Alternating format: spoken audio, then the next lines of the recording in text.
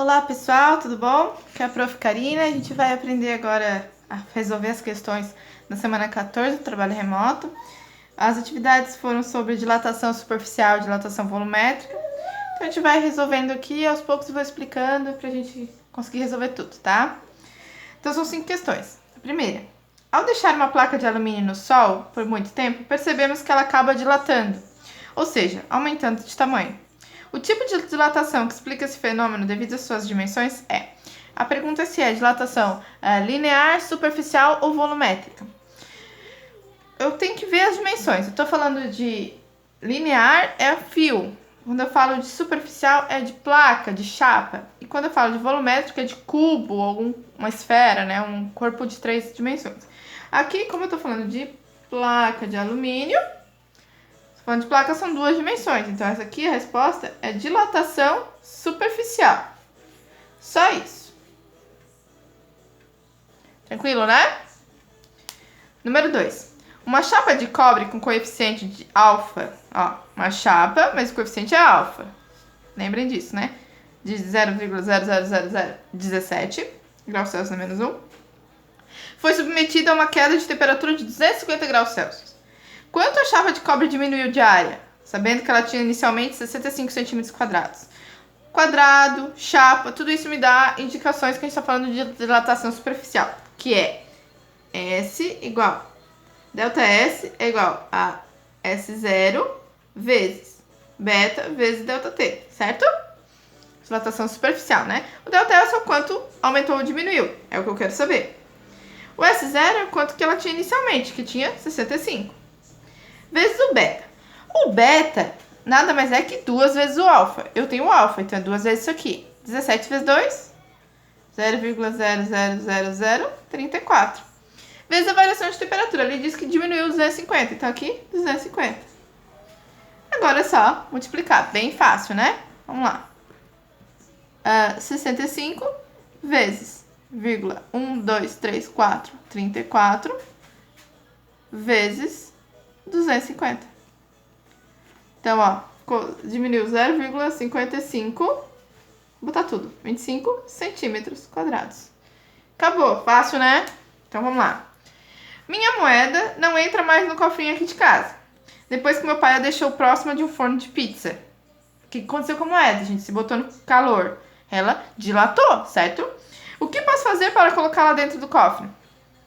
Se eu esquento, ela aumenta. O que eu tenho que fazer para ela diminuir? Esfriar, né? Então, colocar a moeda no congelador. Um tempo até ela diminuir de tamanho. E aí, colocá-la no cofrinho. Fácil, né? Ótimo. 4. Um cubo de aço. Olha só que informação importante, ó. Cubo de aço de coeficiente de dilatação linear alfa, 12, linha 0,00012, foi aquecido de 20 para 500 graus Celsius. Quanto foi o aumento de volume, outra informação importante, do cubo?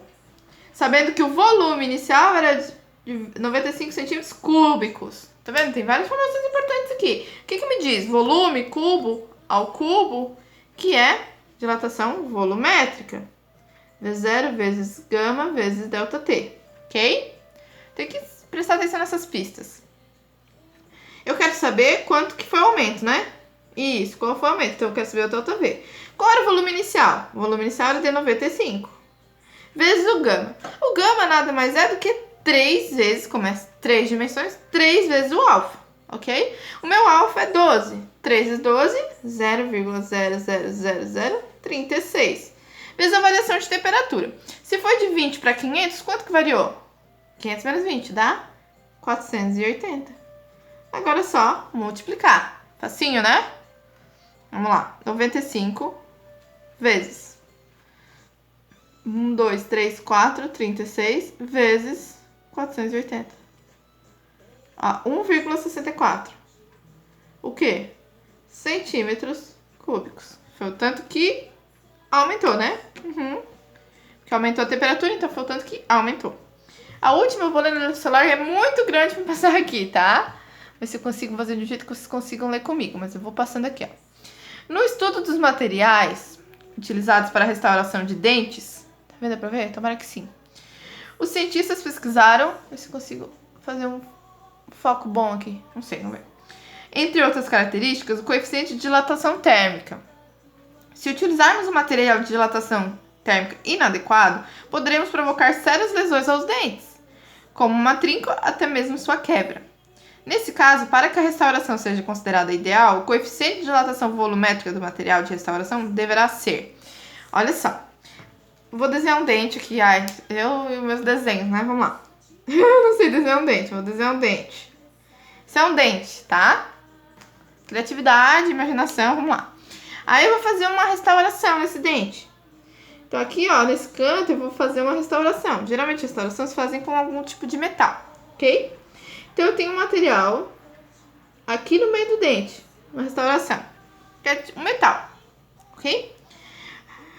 Vocês já viram que o metal, principalmente, ele tem uma dilatação boa. Então se eu tomar um café quente, o que pode acontecer com esse metal? Uma coisa bem quente.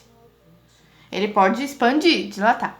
Se eu botar um gelo, né? Sorvete. Botar aqui no sorvete. O que vai acontecer com esse metal? Ele vai diminuir. Como é que eu vou fazer o coeficiente de dilatação desse material? Que é o que me disse, vai dilatar muito ou pouco, né? Que é aquele alfa. Ele tem que ser maior que o coeficiente de dilatação do dente. Ele tem que ser menor que o coeficiente de dilatação do dente, ou ele tem que ser igual ao coeficiente de dilatação do dente. Pensem um pouco. Se ele for maior, quando esquentar, ele vai dilatar mais que o dente. Isso não é bom, porque ele pode forçar o dente. Quando esfriar, ele vai diminuir menos que o dente. Então, também não serve.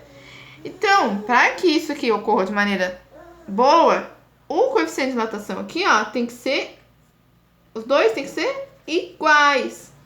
Ou seja, eles têm a mesma... Quando aumentar a temperatura, vai aumentar de tamanho igual. Quando diminuir a temperatura, vai diminuir de tamanho igual. Certo? É isso. Um abraço. Até a próxima.